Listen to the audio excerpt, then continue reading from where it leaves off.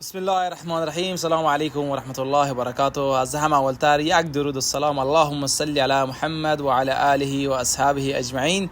دوستان نازنین، من عبدالله مبینی از شهر زیبای مدینه منوره یا آپارتمان زیبا که میبینین یا این نقشه زیبا که میبینین یکی از میوزیم های تاریخی، جایی که چیزهای تاریخی رو به شما به حساب پروژکتور داخل از این نشان میده.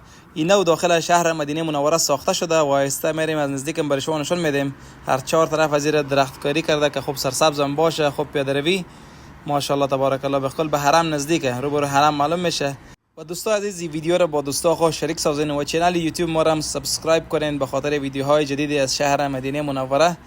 ماشاءالله تبارک الله چه یک فضای درختای سرسبز هر چهار طرف، درختای تازه نو ان شاء الله شاید چند سال بعد اینا خوب درختای کلون شه. هر چهار طرف از گرفتن تلویزیون زدن، پروژکتور زدن، خیلی یک جای دلکش و لذیذ جور کردن ماشاءالله.